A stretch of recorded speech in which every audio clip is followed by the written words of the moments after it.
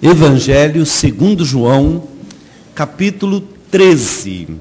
É um texto que nos conta um dos atos de Jesus, pouco tempo antes, na verdade, na véspera, na noite, em que ele foi entregue para ser morto e para ser crucificado por nós. E ali ele teve um momento íntimo com seus discípulos e agiu de uma maneira inusitada, uma maneira que não se esperava, e provocou também gestos inusitados e gestos espontâneos dos seus discípulos. Vamos ler, o texto é conhecido, mas é sempre bom nós nos recordarmos das palavras exatas do texto.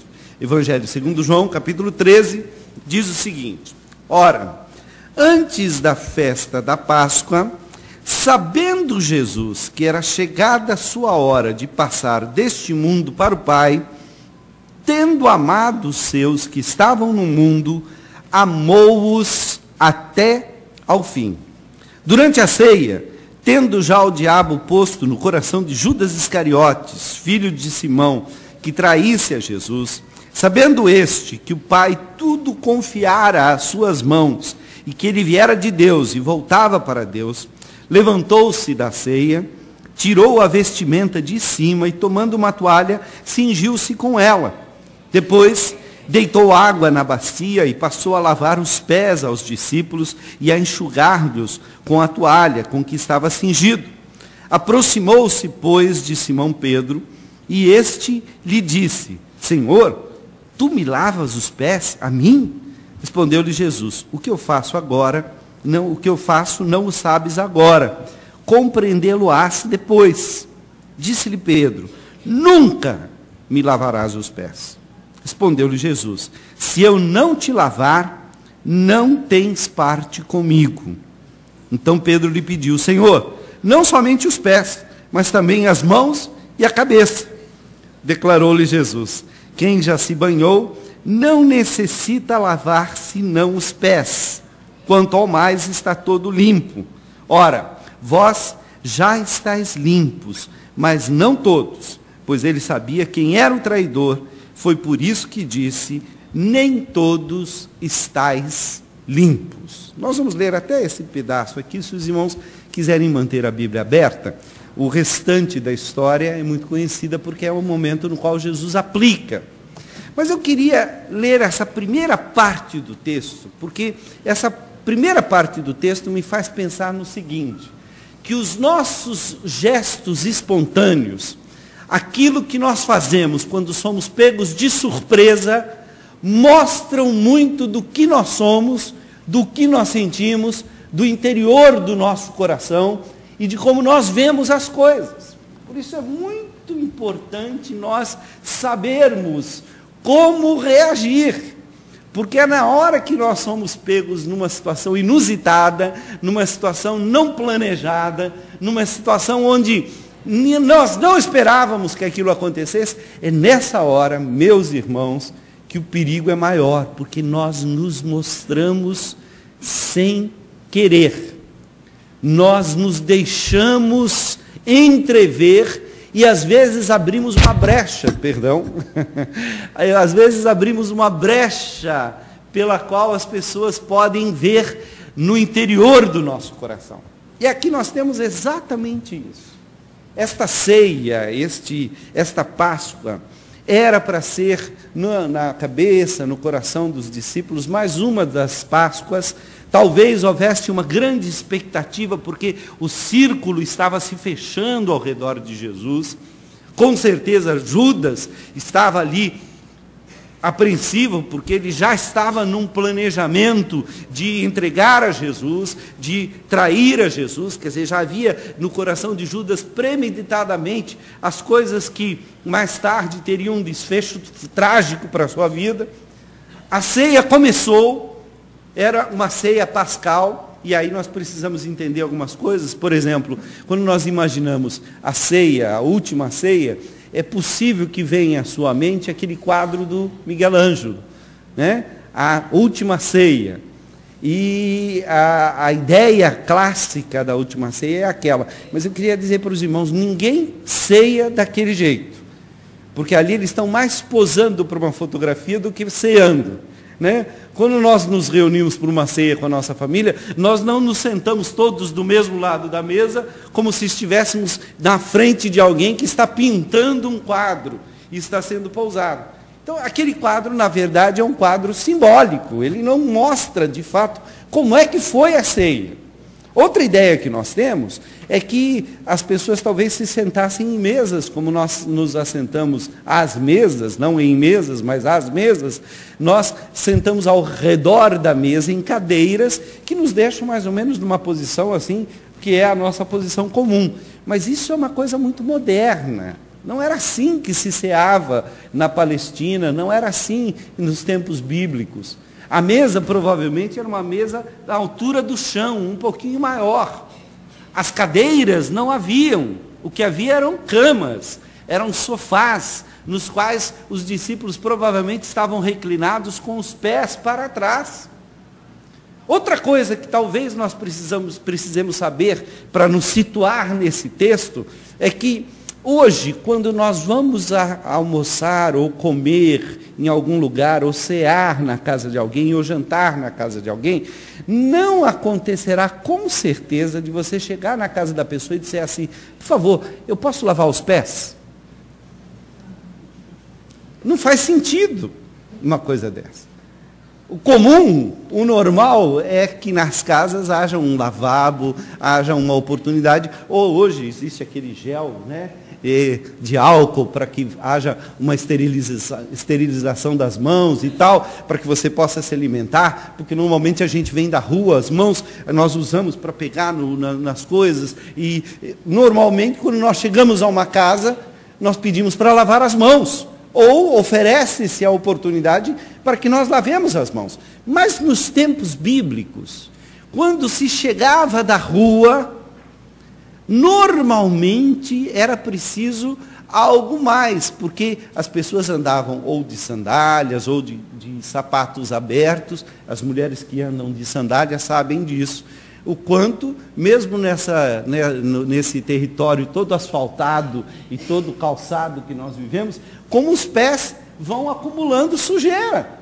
Então se imaginem pelas estradas poeirentas da Galileia, pelas estradas poeirentas da Judéia, principalmente ali naquele corre-corre, naquele lufa-lufa de Jerusalém, que aumentava de 5 mil, 6 mil pessoas para 30, 40 mil pessoas na época da Páscoa. Vocês podem imaginar, onde não havia saneamento básico, onde não havia nada disso, vocês podem imaginar como é que ficavam os pés das pessoas que chegavam em algum lugar. Então era comum, numa casa onde todo mundo era conhecido, que houvesse ali uma água, uma bacia, uma toalha. Nas festas de maior cerimônia, pode ser que se contratasse um servo, ou se pegasse um dos servos da casa para fazer isso. Quando chegava alguém muito importante, poderia acontecer como um sinal extremo de hospitalidade, que o dono da casa, propriamente dito, fizesse as honras e lavasse os pés daquele que chegou. Porque eram os pés que se sujavam muito mais.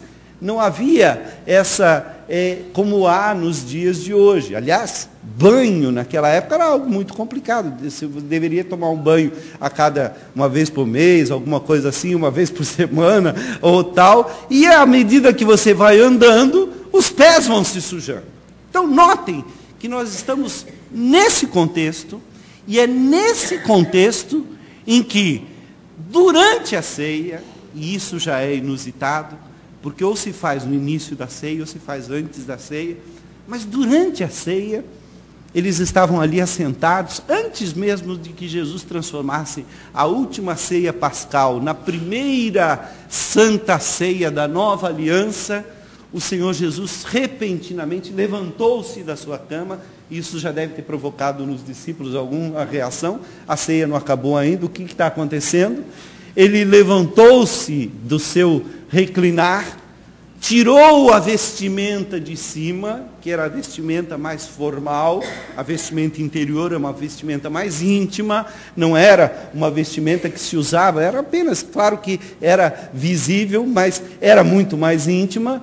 Cingiu-se com uma toalha e começou a lavar os pés aos discípulos. E eu imagino que os discípulos devem ter reagido, alguns talvez um pouco menos impetuosos do que Pedro, um olhando para o outro, e conforme ia chegando e tal. E quando chegou em Pedro, Pedro talvez tenha sido o único que realmente entendeu o que estava acontecendo ali. A reação de Pedro é uma reação muito interessante do ponto de vista psicológico e do ponto de vista daquilo que ele demonstrou, daquilo que estava dentro do coração dele. E há algumas coisas aqui que eu quero destacar nessa reação de Pedro, para que nós possamos aprender. A primeira coisa que eu quero destacar na reação de Pedro é de que nós temos uma dificuldade muito grande de sermos servidos de uma maneira graciosa e amorosa. Ah, pastor, peraí, mas eu gosto de ser servido. Nós vamos a um restaurante, eu gosto que me sirvam bem. Se eu pago por um serviço, por exemplo, eu vou a um salão de beleza, ou eu vou a um spa, ou eu vou a um hotel, eu vou querer um serviço de boa qualidade. Por isso, às vezes, nós pagamos até um pouco mais. Mas notem, nós estamos pagando pelo serviço. Por isso nós nos sentimos à vontade, porque há uma espécie de restituição, há uma espécie de reciprocidade. Mas deixe-me dizer uma coisa que talvez você nunca tenha pensado, mas que é importante a gente pensar: como é difícil nós recebermos a graça de alguém. Quem já esteve, por exemplo, numa situação em que esteve doente e ficou impedido, talvez por uma incapacidade ou porque quebrou algum membro do corpo, alguma coisa assim, e precisou de cuidados, às vezes até cuidados mais íntimos e cuidados de pessoas muito queridas, pode ser a pessoa que você mais ama, deve ter passado por momentos de grande constrangimento. A gente se sente mal, a gente se sente culpado. Eu me lembro, houve uma época em que eu estava fazendo muito exercício físico e estava feliz da vida porque ganhei uma bicicleta nova e tal, estava andando de bicicleta todos os dias e tudo. Num dia, no meu dia de folga, eu saí para andar de bicicleta o dia todo, eu andei o dia inteiro pela cidade toda lá do interior de São Paulo, né? Caminhando bastante e tal. Quando estava voltando para casa, me descuidei, caí da bicicleta, caí para não cair de rosto no chão, embora eu estivesse de capacete, mas eu vi que eu ia bater com o rosto no chão, eu virei o ombro do lado, e ao virar o ombro do lado, eu bati com o ombro no chão, e eu estava um pouco acelerado, e a minha clavícula se rompeu em 4 pedaços. Quebrou. Assim, e como eu estava muito aquecido, eu nem senti muita dor. Mas aí eu liguei para a Bia e tal, e aí passei por talvez os piores 4 meses da minha vida. Porque eu precisei ficar paralisado, com pinos, com todas as próteses necessárias para que minha clavícula pudesse se restaurar, ser completada. E nesses 4 meses, os irmãos não imaginam como foi difícil. Para os irmãos terem uma ideia, talvez como resultado disso eu tenha entrado em depressão. Tive sinais, não cheguei a ter a síndrome do pânico, mas tive episódios terríveis de pânico, porque eu me sentia um inútil, eu me sentia completamente... A minha esposa, a Beatriz, é que tinha que me ajudar a fazer tudo. Eu não podia ir para a igreja, eu não podia fazer nada. Eu queria, às vezes, ajudar, fazer alguma coisa, mas eu estava paralisado, eu não podia fazer. Meus irmãos, como é difícil a gente se deixar servir, se deixar receber, sem querer dar nada em troca. Nós não estamos acostumados com gestos de doação para conosco. Talvez nós tenhamos um pouco mais de facilidade de doar do que de receber. E Pedro sentiu isso. Pedro percebeu. Ele estranhou, falou: tu, Senhor, lavas os pés a mim. Tu lavas os pés a mim. E aí Jesus ainda diz: olha, o que eu estou fazendo, Pedro, você não vai entender agora. Entendê-lo-á, compreendê-lo-ás depois. E aí Pedro, com a sua sutileza que lhe é característica, disse ao Senhor Jesus com toda delicadeza: nunca me lavarás os pés. Eu costumo dizer, nunca diga nunca. Porque a gente, nunca é uma palavra muito comprida. É muito tempo. Às vezes nós nos enrolamos com esta palavra nunca. E meus irmãos, Pedro talvez não imaginasse o quão era sério aquilo que ele estava fazendo. Porque Jesus, eu fico imaginando a cena, e eu sou um pouco dramático, eu gosto de imaginar a cena assim, né? Quase como fazendo um filme, né? Meu pai era pintor, e meu pai, quando contava as histórias, ele desenhava com as palavras as histórias. Então, eu imagino as histórias bíblicas sempre assim, de uma cena muito viva. Então, eu imagino assim, Jesus tentando lavar os pés de Pedro, Pedro recolhendo aqueles pés, dizendo: Senhor, nunca me lavarás os pés, né? E talvez olhando meio de lado assim, para dizer para os outros: isso que vocês deviam ter feito, viu? Vocês não souberam fazer, assim tem que se tratar o mestre. Que história é essa? Como é que vocês deixaram o mestre lavar os pés assim? Isso não se faz, isso é uma vergonha para a gente, deixar que o mestre nos lave os nossos pés. Senhor, nunca me lavarás os pés. Eu imagino Jesus largando a toalha assim, olhando para Pedro com aquele olhar assim de paciência, ao mesmo tempo dizendo assim: ai, Pedro, bom, se não é para eu te lavar os pés, pode ir embora, pega as suas coisas e vai para casa. Você não tem parte comigo nesse ministério. Essa palavra de Jesus me faz ver que recusar ser servido por Deus é algo tão sério que quem não sabe ser servido por Deus não serve para andar com Deus. Quem não consegue se desprender do seu próprio orgulho e deixar que Jesus lhe lave os pés, não serve para andar com Jesus. E Jesus deixou isso muito claro para Pedro, disse assim: já que é assim, Pedro, pega as suas coisas, volta para a tua pescaria, não tens parte comigo. Ele não disse isso nem a Judas, mas a Pedro ele disse. E Judas, ele sabia o que Judas estava fazendo. Então notem, meus irmãos, que a recusa de Pedro foi muito séria, foi grave. E aí, então, aquele jeito maravilhoso de Pedro, né, que é um exagerado, ele e o Cazuza, né, exagerado sempre, ele disse: Senhor, então peraí, então lava as mãos também, lava a cabeça, né, já dá um banho completo. É interessante porque em grego há duas palavras para lavar, uma é lavar a parte do corpo e outra é lavar o corpo inteiro. Uma é nipto e outra é lio. Provavelmente o que Pedro disse ali, se é que ele falou em grego, né? Mas o tradutor, ao traduzir para o grego, deve ter falado em aramaico, mas o nosso escritor diz ali que Jesus estava nipto, lavando parte do corpo. E Pedro: então, Senhor, lio, lava inteiro. E aí vem uma outra lição interessante que Jesus dá sobre aqueles que querem andar com Jesus. Quem já está limpo não precisa que se lhe lavem senão somente os pés. Esse episódio, meus irmãos, tem muita coisa para nos ensinar. E eu quero destacar 3 coisas que eu gostaria que os irmãos guardassem no coração nesta manhã e, ao pensar sobre esse texto, se lembrassem.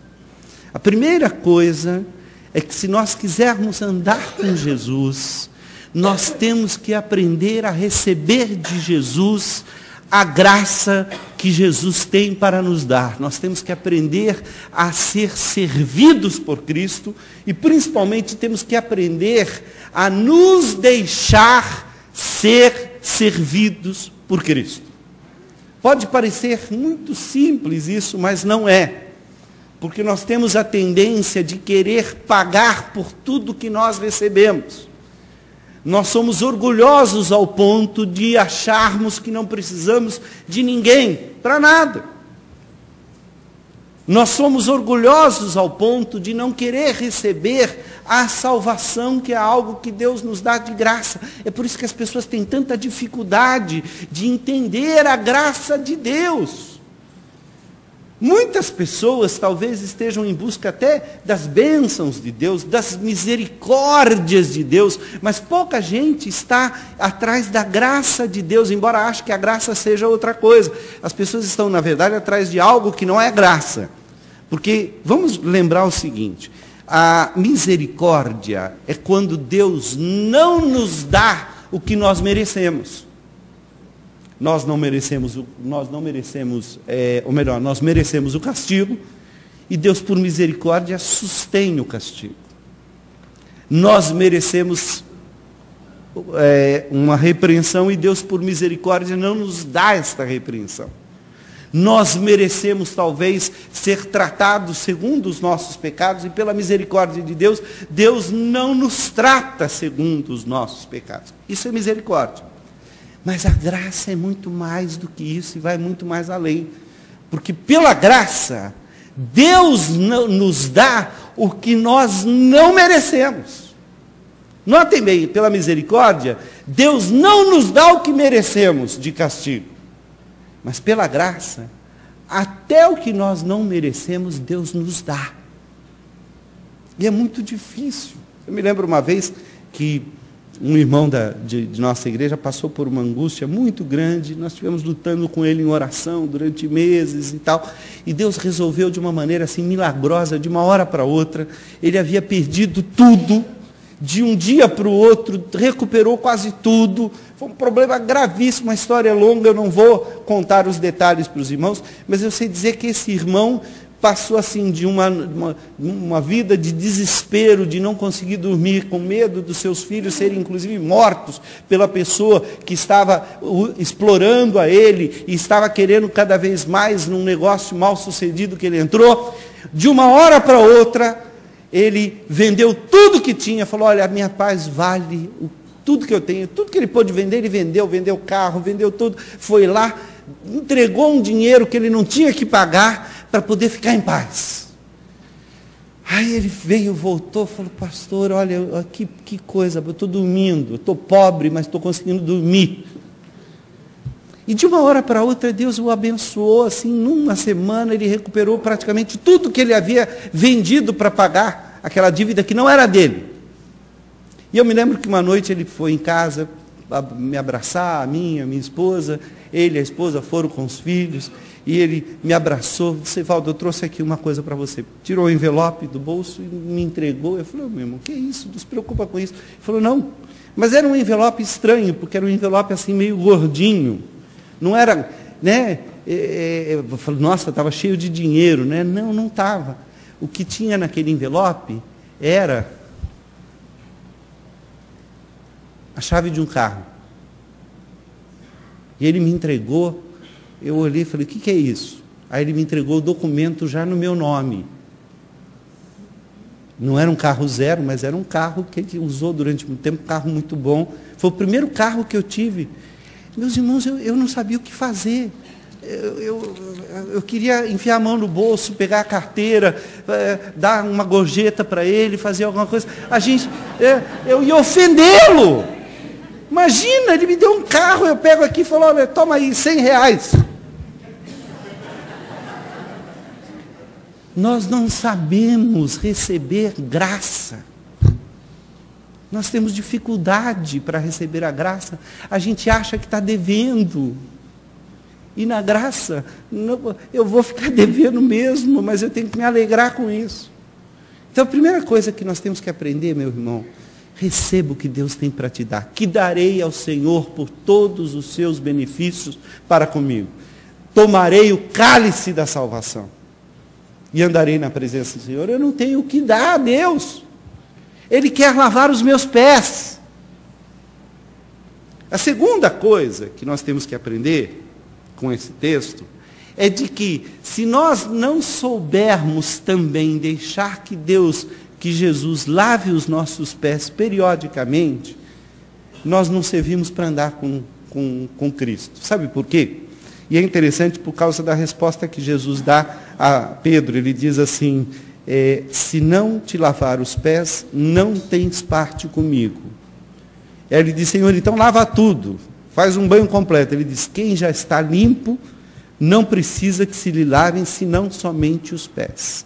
Essa duplicidade, quase que paradoxal, entre estar limpo e precisar lavar os pés, é a dinâmica da vida cristã. Só pode andar com Cristo quem recebeu de Cristo a água da vida e foi lavado completamente pelo sangue do Cordeiro, e é somente assim que nós podemos andar com Cristo. Mas mesmo andando com Cristo, completamente lavados no sangue do Cordeiro, quando andamos pelas estradas dessa vida, o nosso pé acumula poeira, e periodicamente nós temos que fazer a manutenção da nossa espiritualidade, a manutenção da nossa santidade. Nós precisamos deixar que de vez em quando Jesus Cristo olhe para os nossos pés calejados, sujos. As mulheres sabem o que é isso. As mulheres têm dificuldade de que, elas vão no máximo ao podólogo, à pedicure, e deixam que estas pessoas acostumadas com isso tratem dos seus pés. Mas muitas mulheres, se não passarem antes num podólogo ou numa pedicure, dificilmente deixarão os seus maridos ou as outras pessoas olharem para os seus pés detalhadamente como quem lava esses pés. Não é verdade? Porque se tem algo, meus irmãos, que é sujo e que é feio, principalmente naquela época em que se andava de sandália o tempo todo, em terras, em terrenos acidentados, são os pés. Se tem algo que talvez nós gostaríamos de esconder do Senhor Jesus, tenha certeza, muito provavelmente são os nossos pés. São os nossos erros, são as coisas que mais sujam nas nossas vidas. Mas se você quer andar com Cristo, não tem jeito. Você tem que deixar que Jesus lhe lave os pés. Você tem que deixar que Jesus lhe purifique. E há momentos em que você vai ter que comparecer diante de Deus e mostrar o que está sujo, mostrar o que precisa ser limpo. Em terceiro e último lugar, que é a lição principal desse texto, é quando Jesus se levanta e diz assim: vocês entenderam o que eu vos fiz?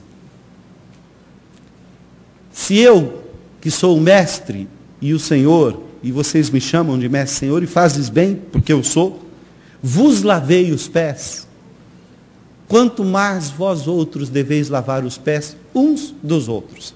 Como eu disse, Pedro tinha entendido bem a lição antes mesmo de Jesus tê-la dado, porque quando ele percebeu que Jesus estava lavando os seus pés, ele imaginou, deve ter olhado para o pé de Mateus, porque Pedro era fariseu e talvez até zelote, e Mateus era publicano, e era aquele cara que ele talvez tivesse maior dificuldade de relacionamento no grupo, porque eram de partidos e de mundos completamente diferentes. Ele deve ter olhado para o pé de Mateus, para o pé de Judas, e falou: eu vou ter que lavar o pé dessa gente toda?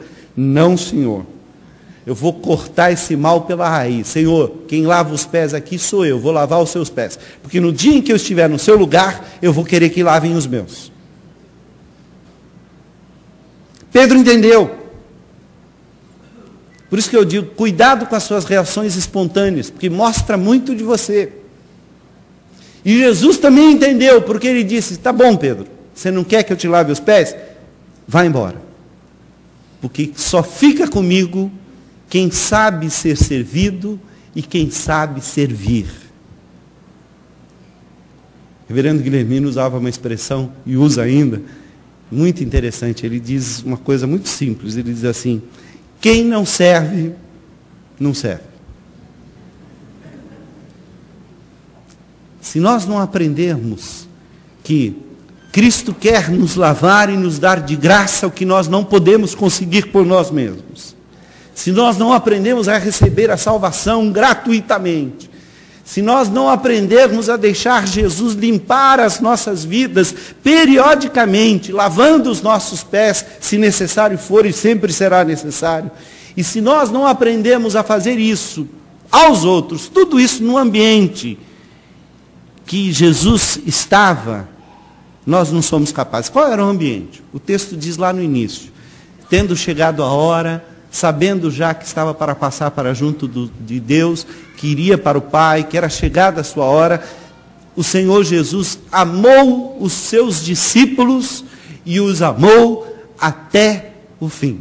Qual é o contexto em que o serviço de Deus para nós, porque primeiro Deus nos serve para que nós possamos servir aos outros, e o serviço de nós para com os outros deve ocorrer num ambiente onde existe a comensalidade, onde as pessoas são companheiras, onde elas podem se alimentar juntas, mas onde existe o amor profundo e o amor que é até o fim. Senão, serviço, ação social, boas obras, é tudo hipocrisia. Se eu não amar, o serviço não vale nada. Mas no amor, o serviço de Deus para comigo, me salvando, e o serviço da minha pessoa para com os outros, servindo e levando a salvação, faz com que o círculo da graça e do poder de Deus se feche e encontre o seu propósito. Que nós saibamos aprender a nos deixar servir, a nos deixar lavar, a nos deixar ser purificados, e aprendamos com isso qual é o segredo de levar adiante esse serviço para a glória de Deus. Que Deus abençoe os irmãos, em nome de Jesus. Vamos nos colocar em pé, irmãos? Vamos orar ao nosso Deus. Querido Deus, nós queremos aprender com o exemplo de Jesus. Queremos aprender, em primeiro lugar, a nos deixar servir por Cristo aquilo que de maravilhoso Ele tem para as nossas vidas. Tantas coisas nós desperdiçamos porque não sabemos receber a graça de Deus. Queremos pagar pela graça, queremos alcançar a graça, queremos merecer a graça. Quando na verdade, ó Pai, graça é o favor imerecido. Quando na verdade é a graça que nos alcança. Quando na verdade, pela graça, nós somos abençoados e não há como retribuir esta bênção, a não ser passando-a adiante. O que não é uma retribuição, é apenas o transbordar da graça em nós.